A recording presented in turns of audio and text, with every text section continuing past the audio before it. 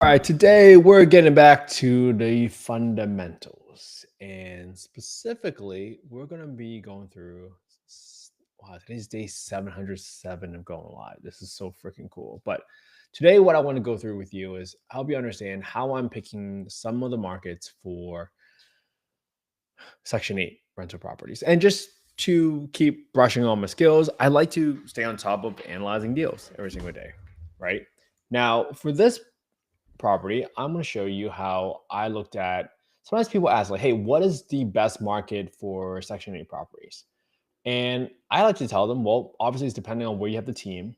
And in case you're looking for a team, if you're looking for a contractor in Kansas City, make sure you check out my podcast that I did on the Affordable Housing Real Estate Investing podcast with Tyler Aiken. Great contractor in, let me see if I can find his, see if I can find his podcast a while ago. But if you have a contractor that can execute on the deal, well, at least now you're on your way, right?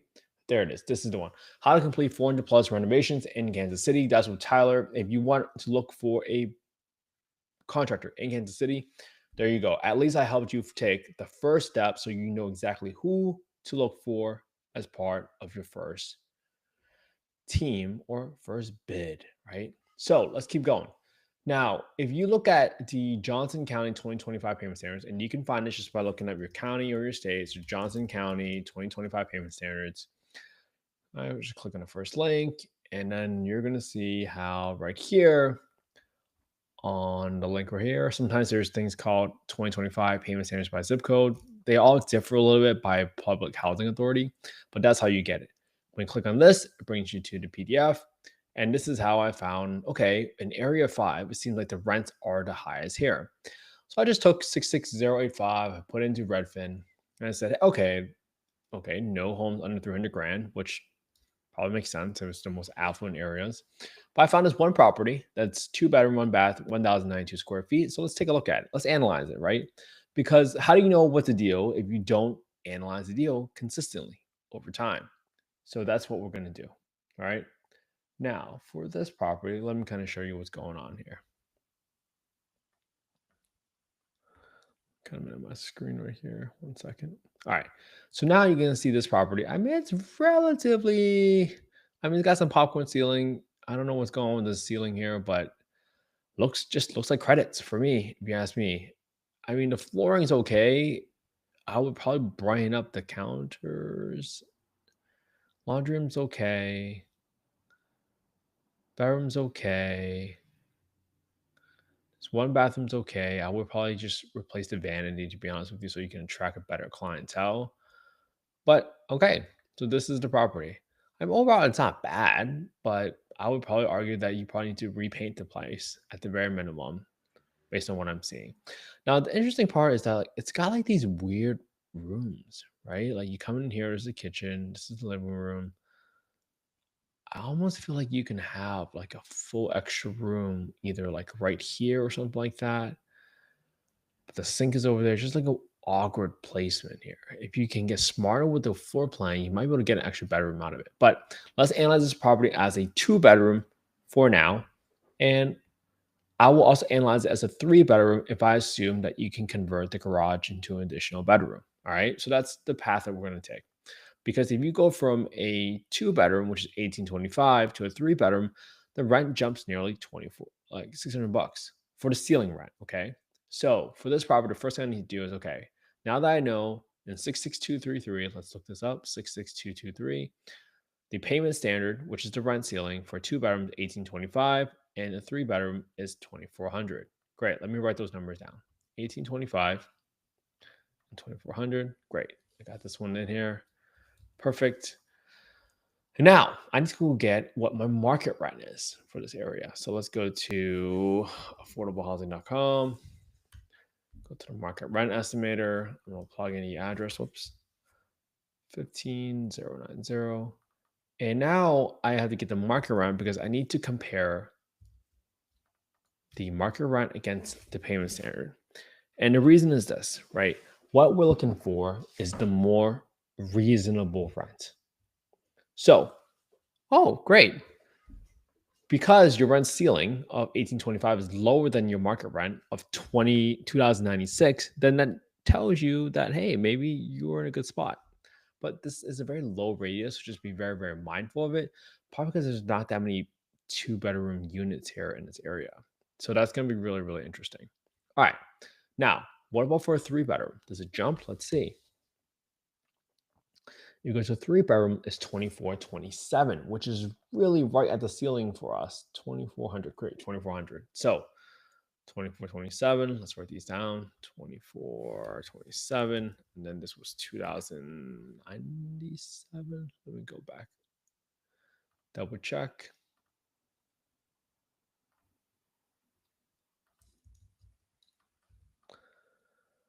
Two-bedroom is 2096. Great. 2096. That's a good reference point. Now, let me plug in the rent assumption of 2096 because it's unlikely that you're going to want to rent below market, right? Especially if you're leaving $200 on the table. Again, you have to do the trade-off with the discussion of whether or not you want to do a Section 8 property for the guaranteed rent or otherwise go for market rent if it's higher. So this is going to be interesting, right? And the reason, again, if we take the lower of the two for Section 8 purposes, it's going to be this, but we're going to underwrite with market. But if you look up, let's see, housing authority for landlords, and you look at the rent reasonableness, you're going to see the definition for what is a reasonable rent. And this is great. According to U.S. Department of HUD, right, Johnson County Housing Authority must ensure that the rents charged by the owners or the landlords to the Housing Choice Voucher program families are reasonable compared to the rent for a similar non-subsidized unit. So this is how they define it. So this just means that you can't charge more rent to somebody simply because they are a Section 8 voucher holder, right? For obvious reasons, right? That could be discriminatory, et cetera, et cetera. So that's how we're going to go ahead and analyze this deal. And again, for those of you that want to follow along, just go to affordablehousing.io, go to the Get Deal Analysis tool, and you guys can get a copy of the spreadsheet. That's the fastest way to get a copy of the spreadsheet so that you can analyze this deal alongside me. Now, let's go ahead and plug some numbers in. $295,000. $295, we'll put this into B4. Now, for renovations on this property, I'm going to still need to repaint the entire place, right? It's not like in pristine condition, but I'll probably just assume there's some very cosmetic type of rehab. So if I go to row, I'm going to assume that I don't, it's a single family home? A single family home. Okay. I'm going to assume that there's some patching I need to do for the roof. Usually, every single property I bought, there has always been a little bit of issue with the roof. So that's why I put aside $1,500 at the very minimum for some patchwork. Sometimes you might think like, hey, I should just replace the roof. All right. So now that I got that work done, the next thing is I'm going to put in painting. I'm going to assume at $3 a square foot, I'm going to repaint the entire home at about $3 a square foot. All right. Zero this one out. Okay, so let's keep going. In the low-end kitchen, boom. I'm going to replace the vanity in my bathroom. So let me put in this. New vanity cabinet, new vanity countertop, new vanity mirror.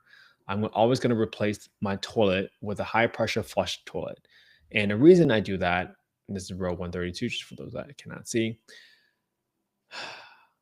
I do that because I have high pressure flush toilets at my properties right now, and I've never gotten a clogged toilet call. And I never intend to ever get a call about clogged toilets again, because guess what? When you get a clogged toilet call, it probably costs you $200 to get a plumber out there on an emergency basis, especially at one bathroom, right? They're dependent on that bathroom for personal reasons.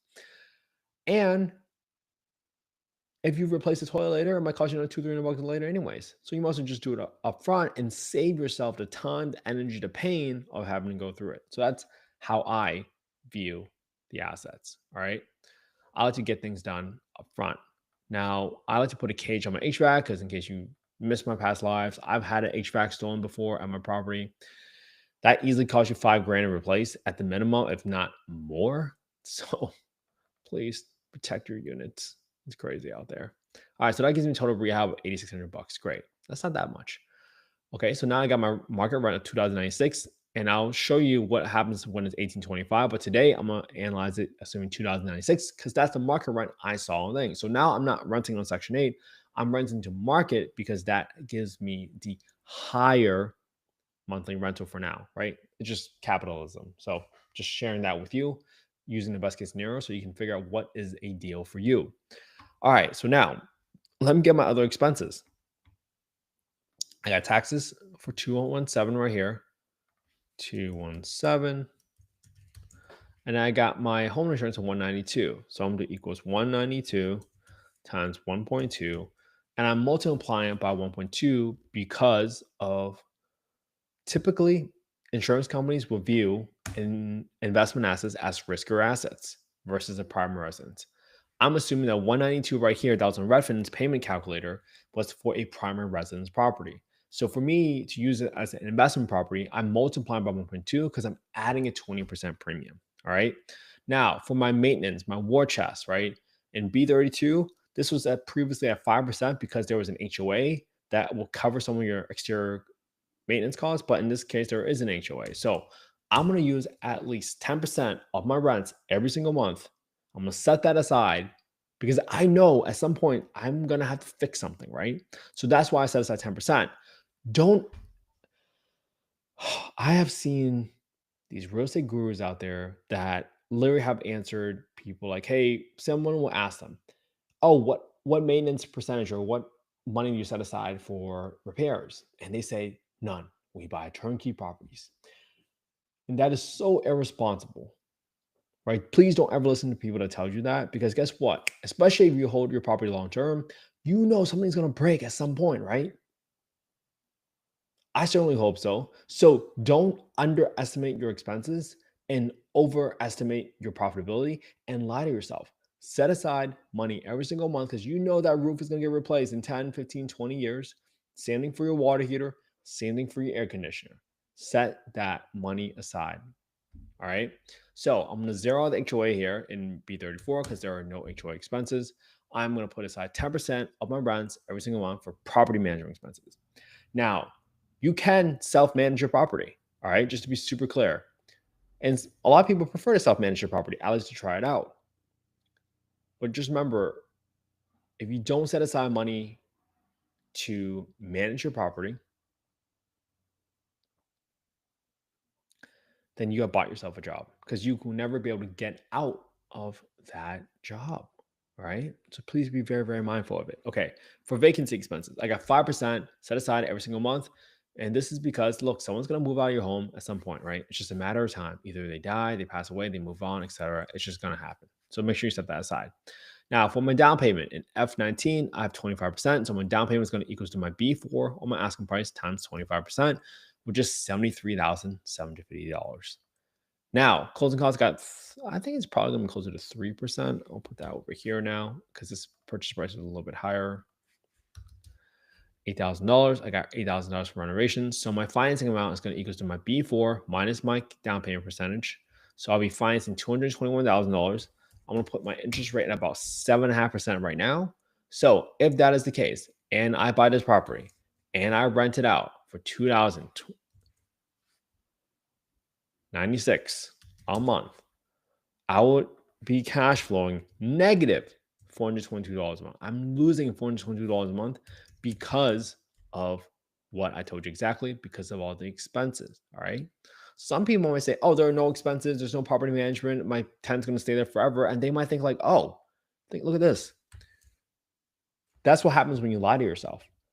This is why people lose money because they think it's rent minus your PITI, and that's it. They don't think about any of the expenses, which couldn't be further from the truth. So please, please, please, when you analyze your deal, please don't forget about your expenses because that could literally be the swing.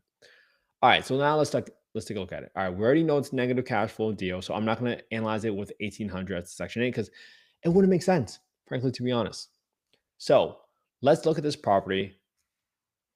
Let's say I want to get an 8% cash on cash return, right? Again, this is not investment advice. I'm not soliciting any investments on this call, just simply showing you what I'm doing every single day so that you can determine your own buy box and your own method of how to determine whether or not something is a deal for you. All right. So if I lower this to 150 grand, look what just happened. I just guessed, but hey, boom, I landed at 8%. So if I can buy this property and I assume it can run out for 2096 and my target return is 8%, that's my criteria, right? No emotions. I can cash flow $338 a month. Assume I can buy this property for $195,000, $150,000, right? With a $8,600 rehab, right? They're going to stay constant as last scenario. 25% with a 7.5% interest rate. Boom. And this is how you track your scenarios. Now, let me show you. What if your rent was 1825, which is the payment standard? Again, you still have to deduct some utilities if you don't count that, but let's just use easy math. If it was 1825, guess what? You would still have to be at 3%. You have to buy this property for, like, let's say, you would probably have to buy this property for 120. Yeah, you had to buy this property for 120. It was 1825. Okay. You had to buy it for 120. Again, I'm not pulling on the details there so you can see what's going on, but this is what's happening, right? Now, let me show you a couple more scenarios. What if you are able to turn this property into a 3-bedroom by converting the garage? And now the conversion of the garage might cost you, let's call it $25,000 to convert the garage. Great. But now you can boost your rent. Let's take the lower of the two, 2,400 to 2,400. Boom. Now, if you bought this property for 150 grand, you can probably afford to pay 160 instead, right? So your purchasing power went up by $10,000 versus the 150 grand scenario, assuming your rent. Oh, sorry. Let me put back down. Yep, $2,400 for rent, right? Because now you're cash flowing $514 a month. And now you're cash flowing 7.9% return on your capital. Again, this is assuming with a $33,000 rehab now, 25% down, 7.5% interest rate, right? This is how you stay objective to what you're doing and you learn how to determine what your buy box is. Because the next time you see a deal that looks like this, you'll be like, oh, that's a deal because I've analyzed so many of these deals before. All right. Now, let me show you one more thing. This is something that you should really, really understand. And this is really, really important because of some big moves. Now, if you look up the 10-year yield versus the 30-year mortgage interest rates, look at this. A lot of people don't understand what the 30-year mortgage interest rate is affected by. It's affected by primarily two factors.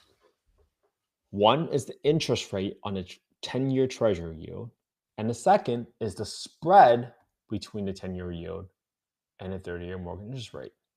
Now, historically, that spread is like 1.5% to 2%, but it's gone as high as 3%. That's when you saw interest rates in the eights, right? We've seen it go as high as like 5.9. Back then, I think it was like 1980s when interest rates were in like the teens, something like that, like 18%. It was kind of ridiculous.